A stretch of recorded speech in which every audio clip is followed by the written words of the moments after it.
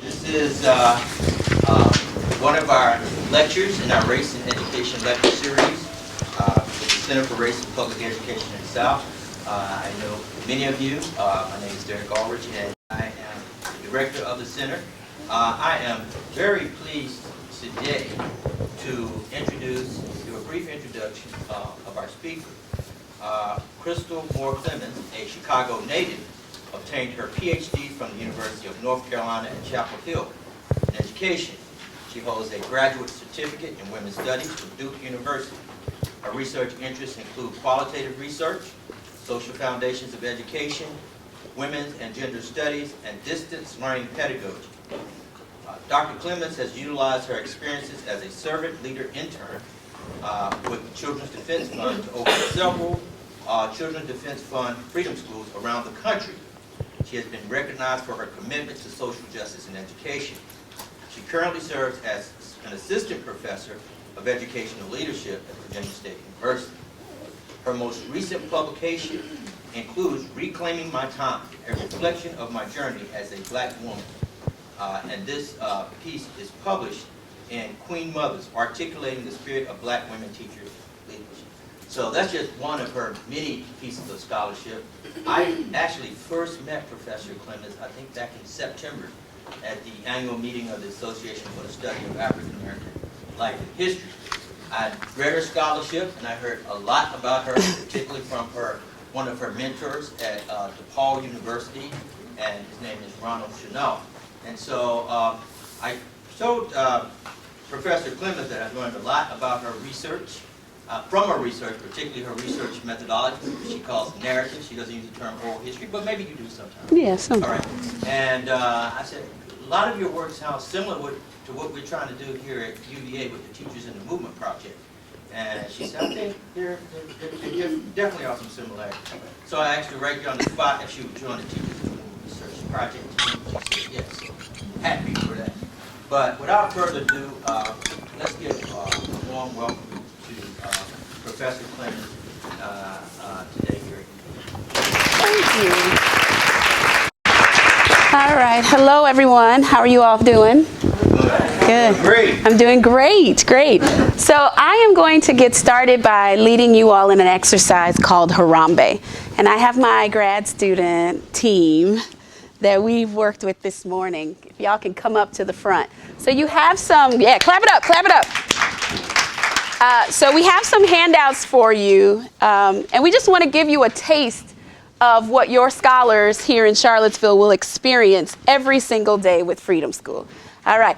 It's Wednesday at Harambe, and Freedom School's in the house. Say what? It's Wednesday at Harambe, and Freedom School's in the house. Say what? It's Wednesday at Harambe, and Freedom School's in the house. Woo! All right. Clap it up. Clap it up.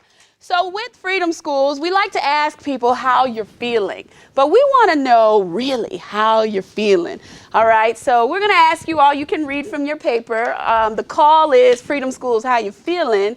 And the response is fantastic, terrific, great, all day long. So you will have to move a little. All right, Freedom Schools, how you feeling? Fantastic, terrific, great. All day long. Whoa. Survey says, how you think they did? And all right. I would love for you all to get up off your feet. I know you're eating, but get up off your feet. Let's move around.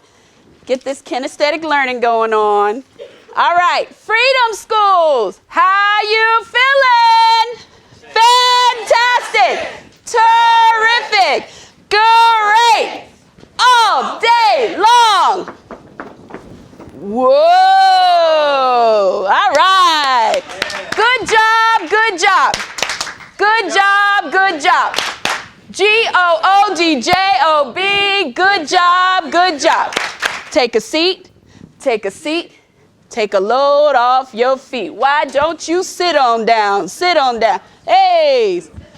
Sit on down. You got it. All right. So After this part of harambe, you would then invite your read aloud guest. Technically, I'm your read aloud guest, right? So I will give my talk in just a few moments. Then we have a motivational song. So we're only going to do a snippet of the motivational song, all right? All right, team. This song is called Something Inside So Strong by Labe Sifre. He is a civil rights activist from South Africa. All right, and we are going to follow the lyrics on our handout.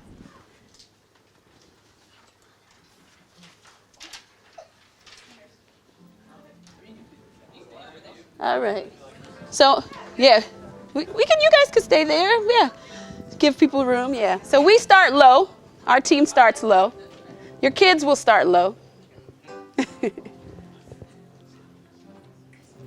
The higher you build your barriers, the taller I will spawn. The farther you take your rights away, away, away, away. And you all can sing along. Stir, I will run, I will run, I will run, I will run like a track star. You can't deny me. You can't decide to turn your face away. No matter. When you're going to look at your friends, you say, no matter. Something inside so strong. Oh no. I know that I can make it. Though you're doing me wrong, so wrong. I thought that my pride was gone. Oh no, oh no. Something inside so strong. Oh, something inside so strong. Do a little soul clap. The more you refuse to hear my voice, away, away, away. The louder I will sing, I will sing, I will sing, I will sing, I will sing.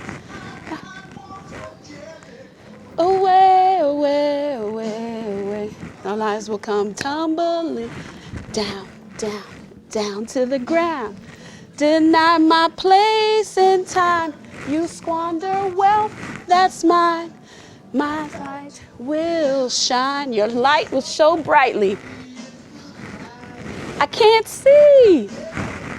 Something inside so strong, so strong. I know that I can make it, though you're doing me wrong, so wrong. Think of my pride was gone. Oh no, oh no. So look to your neighbor, say, oh no. All right. So that gives us a snippet of our motivational song. Woo! All right. So, oh, we didn't do the two-step. That's all right. Okay. Clap it up for them. Let's give them a good job. Good job, good job. Good job, good job. G-O-O-D-J-O-B. Good job, good job. Remix. You know you did a good job, so say you did a good job. You know you did a good job, so say you did a good job. You did a good job. Good job. Good job. Good job. G-O-O-D-J-O-B. Good job, good job. All right. So after you've had your motivational song, then you're going to run right into your cheers and chants. All right. So we're only going to do one of the songs, and we need to break the team up. So this group is we'll be the front, okay? This group will be the group in the middle, okay? And then you all will be the rear. Y'all got it? Okay. Everybody say cheers and chants. Cheers and chants. I said cheers and chants. Cheers and chants. I said cheers and chants. Cheers and chants. All right, y'all ready? Okay. People in the front, let me hear you grunt. People in the middle, let me hear you sizzle. People in the rear, let me hear you cheer. Woo! Oh, do it, do it, do it, do it. Oh, do it, do it, do it, do it. Go!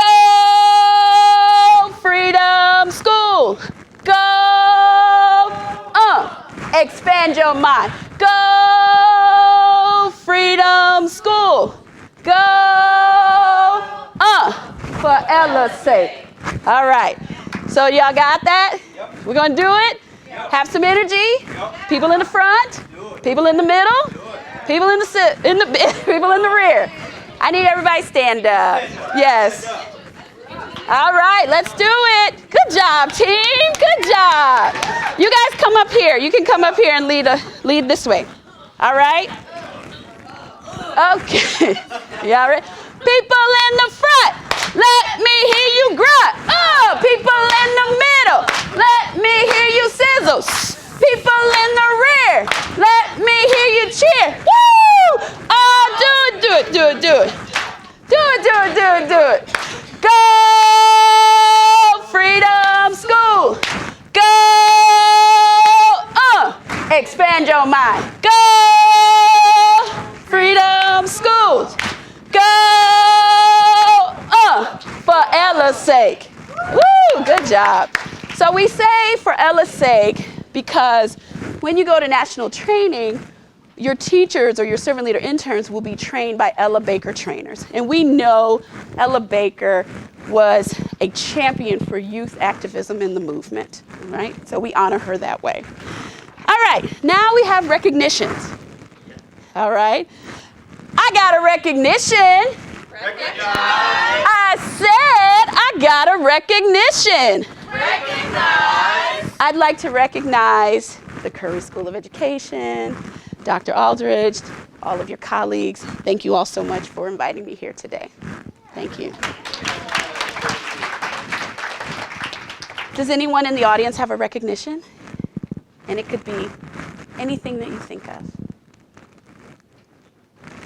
You just have to say, I have a recognition, and we got your back.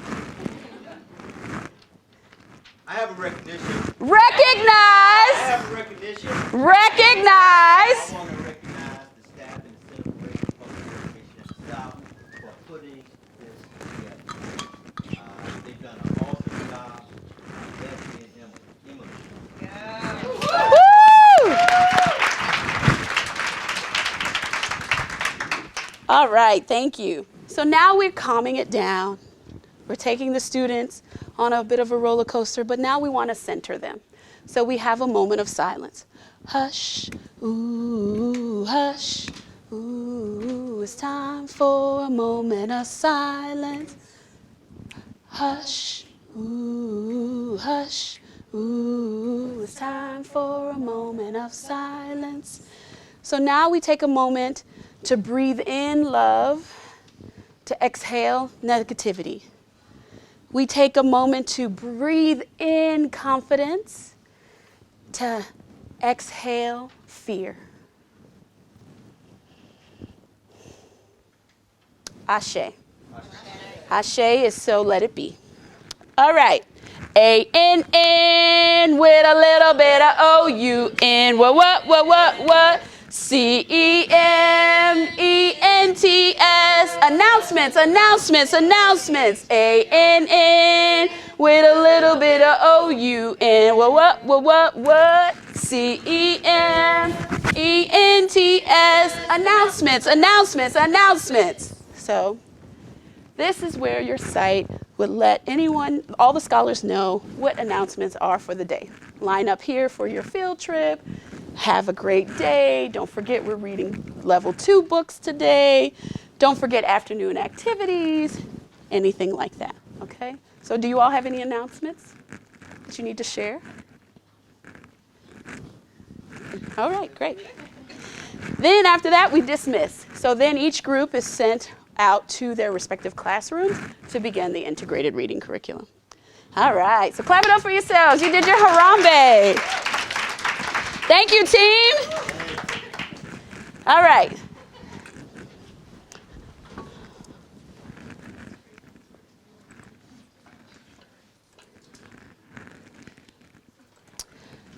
So I'm going to talk briefly about culturally responsive or culturally relevant pedagogy and my experience with the Children's Defense Fund Freedom Schools.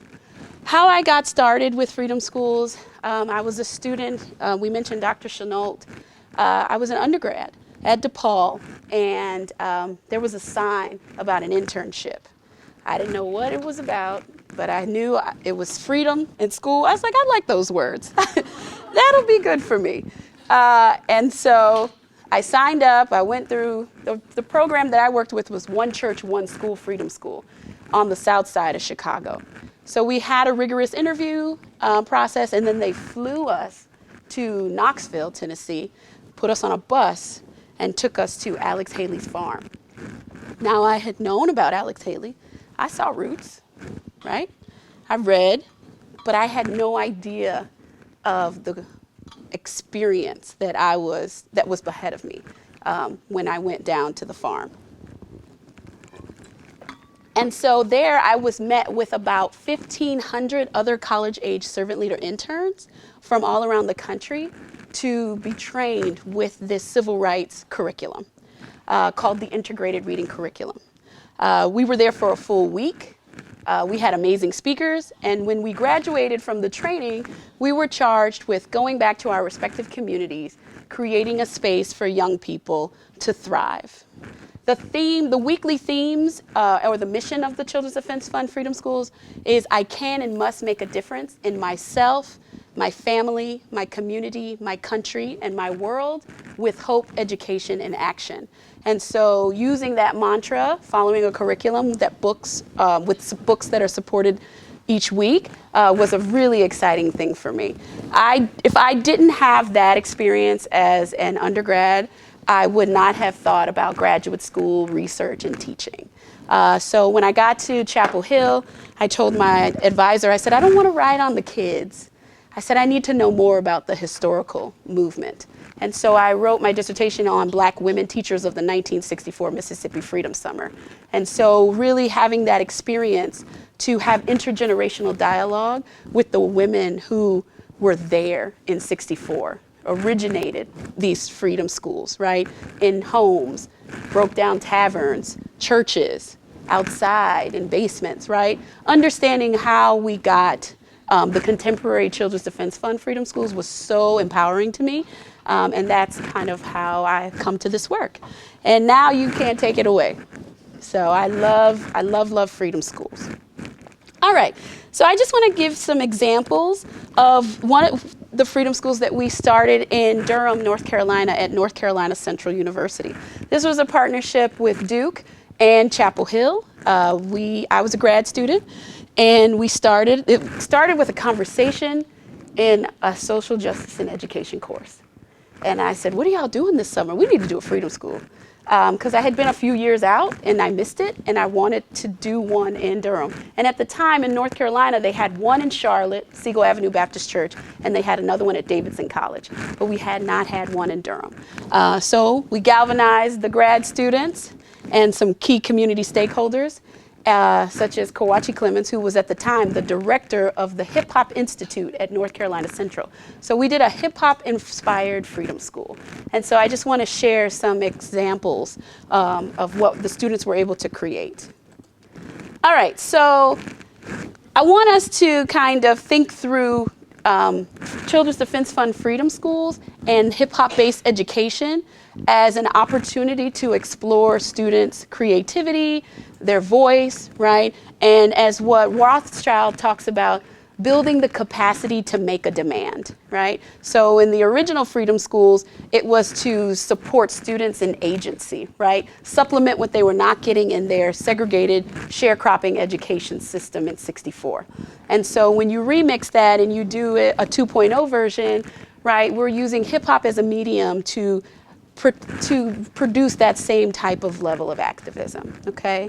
And when we did the one in Tallahassee, Florida, that was a health and wellness inspired one.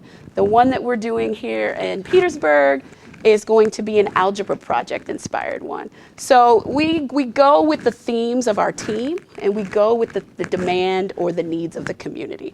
And so I know in Charlottesville, you all are thinking of doing lots of creative arts and things of that nature. So I thought this would be appropriate today. All right, so we're gonna discuss, this was back in 2007 and 2008. And hip-hop-based education as a culturally responsive framework, right? It also is a critical thinking tool, as well as we want to present the voices and the students and parents engaged, right? So a typical day, students arrive at Freedom School at 8 o'clock. They do harambe, which you just experienced. Then they jump right into the integrated reading curriculum.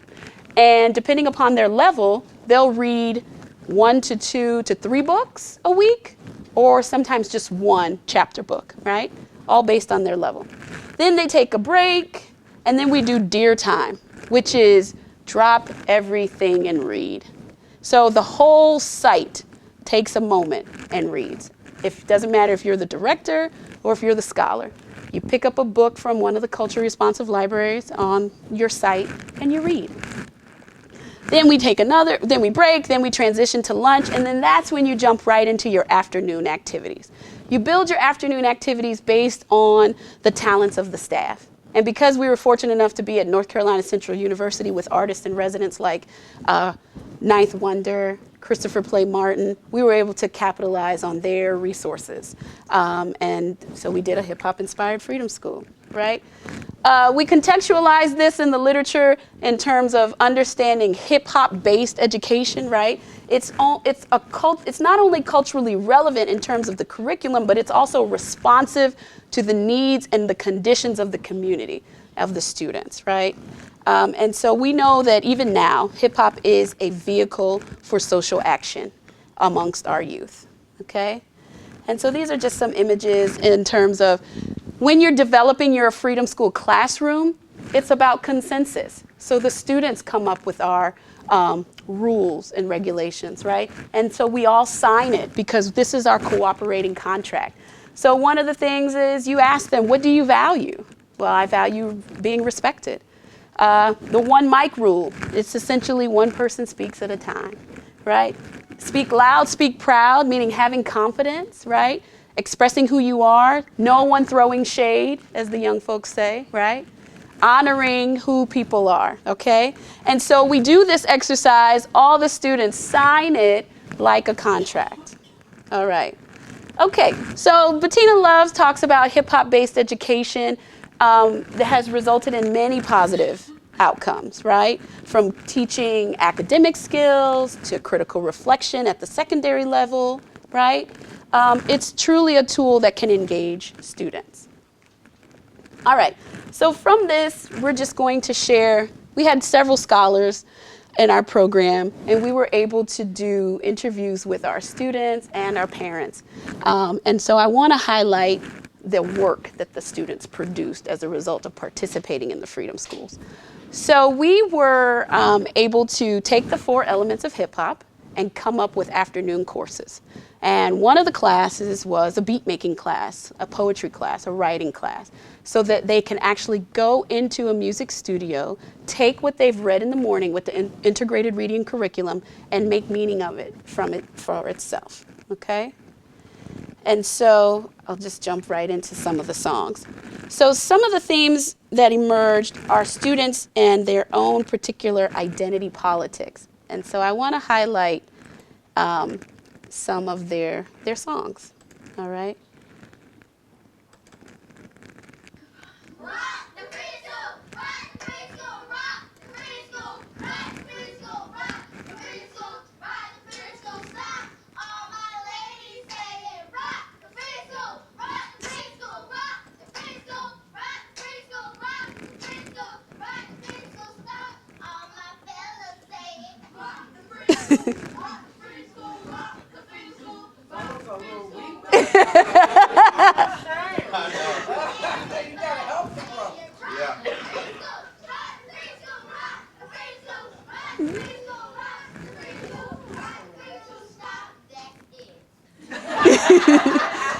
And we have the improvisational nature of it, right? Taking one of the cheers and chants and making it their own. So this was a little, a poem that one of the students created as a result of. Don't conceal the fact, penitentiary's packed, and it's filled with blacks. That means we're going back to slavery. Stuck in the cell because my brothers are the main ones hating me. When we should be hating the Klansmen in the business suits. State my opinion and you know it's the truth.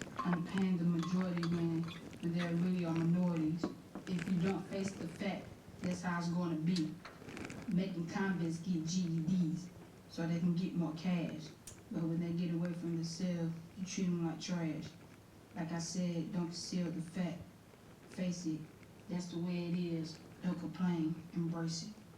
So this was a response to one of the initiatives with the Children's Defense Fund is breaking down the school to prison pipeline. And so we read several texts that talked about racial profiling. We read texts that talked about uprising, civil rights activisms from both the 60s and the contemporary movement. And we asked the students to reflect on their experience and reading it and what does that mean for them at that moment. And so using certain writing prompts to help students make meaning and make sense of the text. And then let's see here.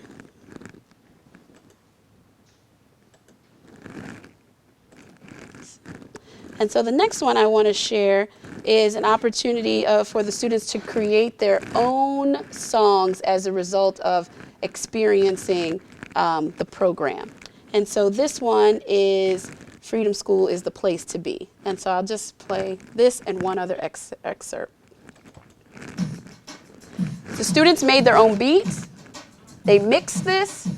They learned how to do everything in Pro Tools. So it was also an exercise to learn the technology of it as well. And then their teacher helped them mix and master it.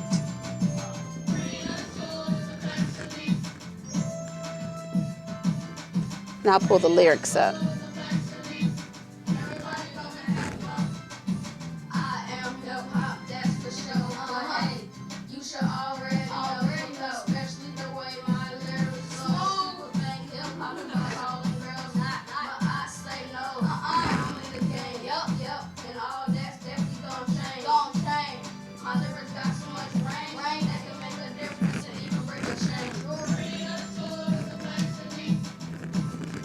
So you can hear from that song that the students were able to internalize and critique some of the misogyny of hip hop and to really create space where they can do some positive things with it. Okay? And this is the last one that I'll share. This was our anthem. And this was written by one of our servant leader interns and 4 of our scholars. And this is one of my favorite songs, just in general.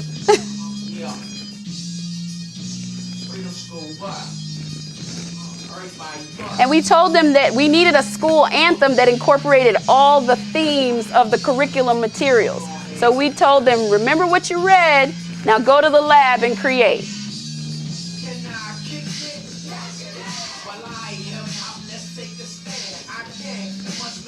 Remember those themes?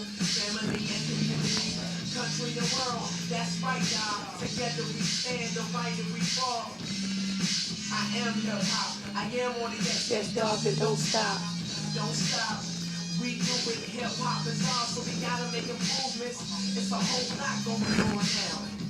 It's a whole lot of fighting styles. And that ain't cool, cause real style fight in the Freedom School now. We too original, make a difference. We can make a change this instant. It's all on us now. We gotta hold this down. Don't touch it, teach it, learn it, read it.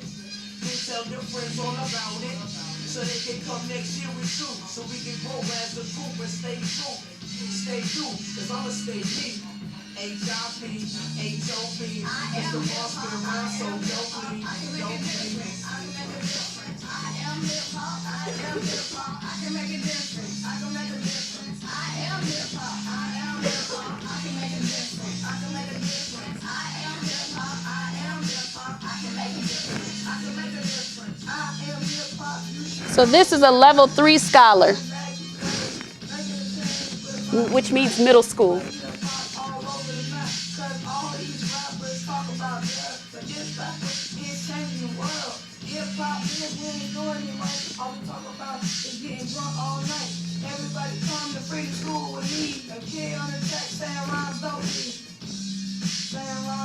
This was our only female MC.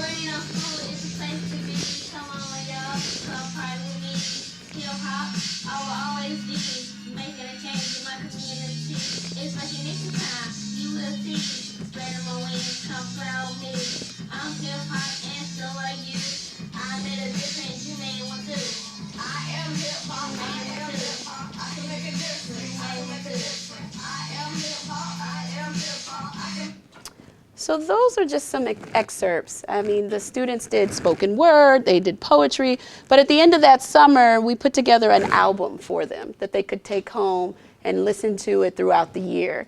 And what the beautiful thing about Freedom Schools is that you get your curriculum materials to take home because they want to encourage building your own personal library.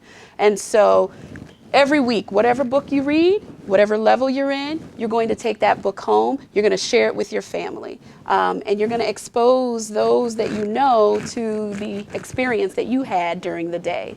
And then we also, this is just our team from Durham. Shout out to the Durham Freedom School. We had a really, really great team. We worked with pre-service teachers, we worked with faculty members, we worked with MAT students to really build a team. We wanted educators because we wanted the Freedom School mission to permeate into the public school systems when they left us that summer. So we were really intentional about that. But you can certainly hire people from all disciplines because you'll all go through the national curriculum training in Clinton, Tennessee. In addition to the afternoon activities, the morning reading curriculum, we also do weekly parent meetings. And from this study, we actually found that the parents, because we did a full history of hip hop. So we went from, you know, the Bronx, Brooklyn, New York City, right, to how it's permeated across the country, and gave an overview. So they read and listened to a lot of old school hip hop. So when the parents would come and pick their children up, like, what y'all letting the babies, they know about Grandmaster Flash, they know about Run DMC. So the parents were so engaged because they were able to have that dialogue with their children and connect the dots, right? To say, you know, a Run DMC and say a Jay-Z, right? And so we had fruitful conversations at the parents' meetings because the parents would say, thank you for exposing my children to real hip hop. To real music, yes. You know, and Kawachi and Ninth and Christopher Play Martin, you know, they talked about how it's, you know, the soul music and how the discos, and they brought that history so that the kids could give you a full trajectory of the music and how it worked. That year, the national theme was music in the movement, so we were also able to incorporate Sweet Honey in the Rock, civil rights music, right, the protest music. And so we explained to the students, you all are continuing that legacy of protest music with your critical lyrics. So yeah, that's just an excerpt of what we've done, and I'm going to open it up for questions. And yes? So you indicated that you are going to be doing a Freedom School in Petersburg around math. Yes. So my first question is, every summer, is there a global theme, and whatever your particular area is, it resonates with that theme? So I'm thinking of math, and you said something about algebra. Mm-hmm. So will we be reading things about algebra? Will we be strengthening our algebraic skills? Yeah. Will we be looking at it from an Afrocentric? How are we doing it in math? So we are partnering with the Algebra Project, which is, have you all read the book or heard of the book, Radical Equations, Bob Moses and Dave Dennis? So they are the founders of the Algebra Project. And so we have a National Science Foundation grant that helps us rethink math instruction. And so just, we're doing it just 2 days out of the week. And we're going to do, first, we're going to do a history of civil rights with the children, right? To help them understand how Bob Moses and Dave Dennis came up with the Algebra Project, right? Then we're going to transition to math games, right? And so they might do math Jenga, right? They might, where you have the equations on the Jenga and you write them out, things like that. We're going to do some strengthening of their algebraic skills. First, we'll have to do an assessment to see where they are, and then we'll build that out from there. And you do your assessment prior to your program? The way it works is we'll do the assessment the same way we do our reading assessment. So it'll be the first really week of the camp. Yeah. So we'll build capacity, build interest the first week, and then second, third, and fourth, and fifth week of the camp, we'll institute the games, because the algebra project, they have a teacher training curriculum and they have a student mentoring curriculum. And we have a student organization on our campus called M Squared, which trains and tutors the college kids in math. And so they're going to help us with our middle school kids. Yeah.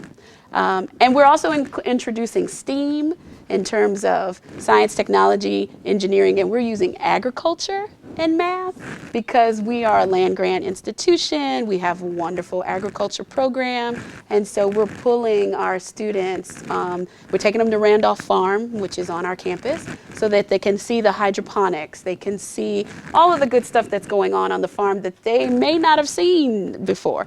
So we'll be doing that, and then we'll be doing yoga as well as health and wellness. Yes, so we're going to start a week after you all start. We're doing June 22nd to July 31st. Mm-hmm. So thank you for that question. Yeah.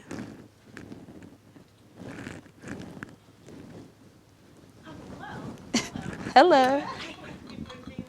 I am Johari, and I'm going to be the project director for the Charlottesville Freedom School. Hey, Kevin. I want people to ask her questions because she is the expert here on freedom schools. I have never run one or participated in one, but I have some just logistical points for people who are interested to apply for services interns at the Charlottesville one. So our dates, as you kind of spoke of, would be June 15th to July 31st for students, and then you guys would attend a mandatory training, which you spoke of at Alex Haley's farm, and those dates will be May 28th to June 6th.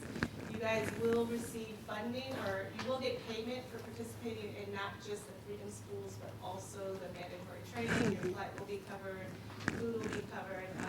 The day will be set from 8 to 3, and as she again, I feel like she's the expert. No.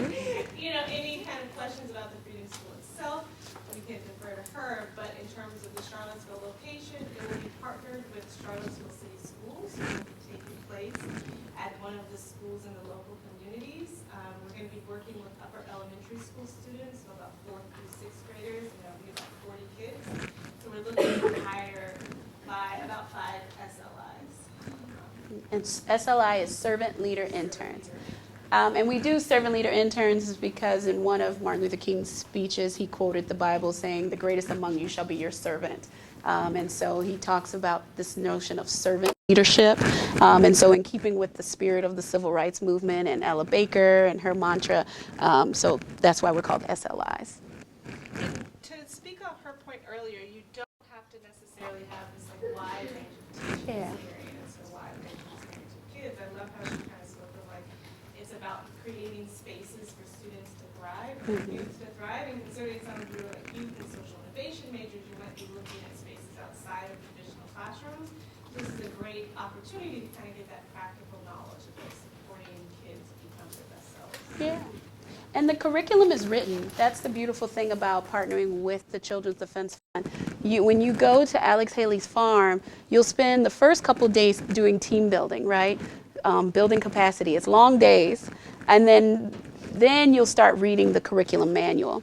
Then the Ella Baker trainer will take you through some simulations where you will do a mock lesson, and that person will give you feedback. And if there's areas where you might need to improve in any part of the curriculum, they'll give you an opportunity to do that. But you have all the curriculum materials. You'll go back to, we used to stay at UT Knoxville in the dorms, but now we stay in hotels not too far from Alex Haley's farm. So you'll go back to your room.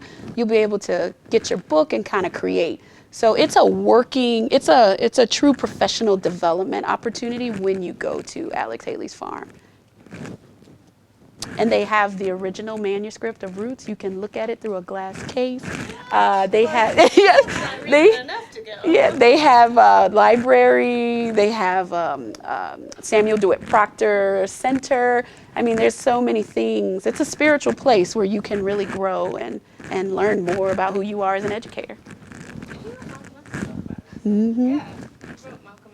Yeah. Which Google taught us most searched autobiography. Is it? I didn't know that. That's funny.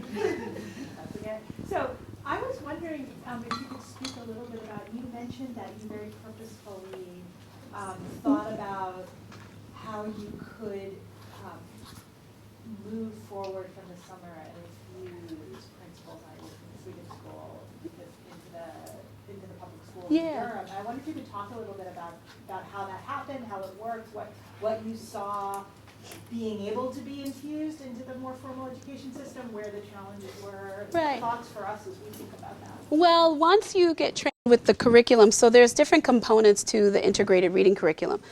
It's an opening activity, it's a conflict resolution activity, a cooperative group activity, a social action activity. And so taking, your standard state curriculum and kind of just thinking through, how can I add little pieces of it in there? Because I know that teachers are really pressed in terms of how much they have to cover in such a limited a time. And then harambe itself, I knew a lot of my former students because I used to teach social studies methods. That was my graduate assistantship. So I got all my students who took social studies methods to sign up to be SLIs, kind of voluntold them, say, hey, you can do this. We really want you. And then they were able to use harambe as their morning activity, a truncated version, right?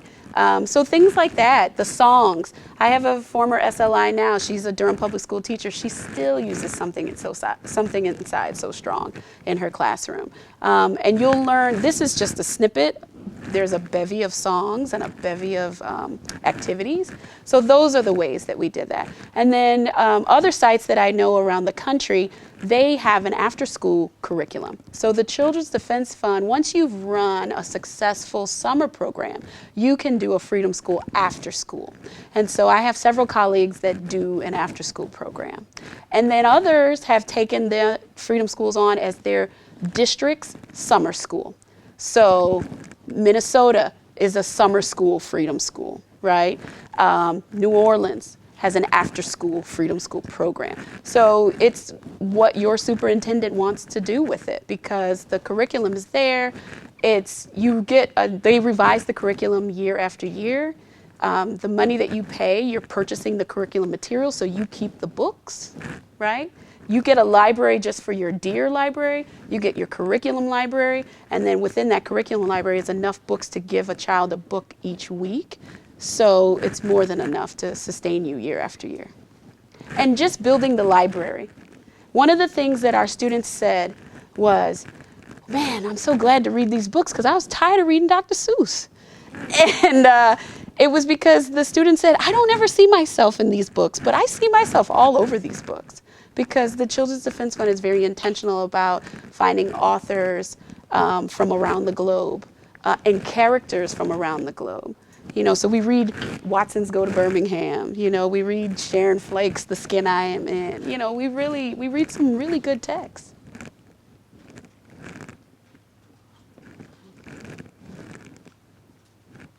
Other questions? Yes.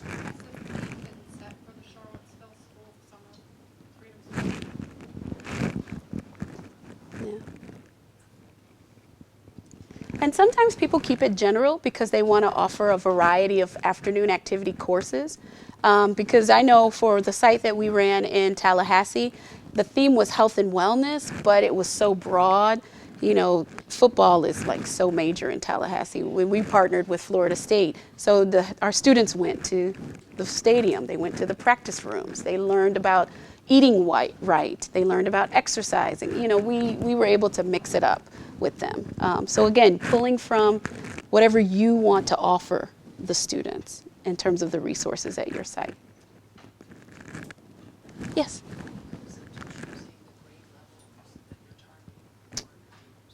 That's a great question. So they are mixed in. So level 1 is kindergarten and first, second grade. Level 2, second, third, fourth grade. Level 3, fifth, sixth, and seventh grade. And then level 4 is on to high school. And so the way the curriculum is written, it doesn't do much about the mechanics of reading, but more so about exposure to different themes, right? And so you can bring in the students at various levels. And then if the students aren't comfortable reading aloud, they teach you different differentiated instruction techniques so that you can have the students present the work back. So, if we have a student who may not be a strong writer, they might do a commercial. They might do some reader's theater, right? And then if we have some who are strong writers, right, they might be the ones to write the script. So we try to, broaden the base, but that's how the grade levels are broken up. And how we choose the grade levels here, those are the grade levels that the school district really controls. So it's kind of strong. Yes. And just for clarification, in the summer, when you say second, third, and fourth, that means rising? Yeah, rising. Yeah. Rising. Yeah, we can't do preschool. A lot of people want us to do the little people, but we don't have the curriculum materials for that as of yet. And a lot of times the level 4, which are the high school students, they especially if they've been in the program a few years, they then come back to serve as junior servant leader interns. And so they work in our classrooms and they help with the younger kids. We've done that in Durham and we did that in Tallahassee because it gives them an opportunity to think about the teaching profession as a viable option of employment when they go to college. I have one more question. When we are recruiting the student leaders, I totally hear what I'm working here. Will this also be open, perhaps, is it all college students and above that you're looking at, or is this open to potentially high school student leaders? I'm with Charlotte City Schools, so I'm also wondering how we could grow it faster. So to have people from within the system participate, experience, and then advocate always is a good thing. So I'm wondering about maybe our teachers or teachers that we intend to employ the following year. I mean, I'm just wondering about those opportunities. In Tallahassee, we worked with our home base was the Florida A&M Developmental Research School, so it was our lab school. And so we did have in-service teachers serve as servant leader interns. I'm learning in Virginia that's a little bit more difficult because of the school schedule. National training, as she said, is May to June. Virginia schools are still in service. So we actually, because now the Children's Defense Fund offers continuing education units, I've already hired my team, but I had to go sit with the principal to make sure they were okay for taking the days off. Because you have to go to 3 different trainings. Like we just left a training in January. She's headed to a training in March. We open it up to college age interns. So we're really looking for that 18-year-old and above. So we don't do high school students. Because the training is quite rigorous, it's a week long. Yeah, I was just going to say, we're also kind of recruiting from students from PVCC, so it's not just confined to students attending UVA. And I really like the idea of just high school students and kind of intergenerational contacts and some experiences.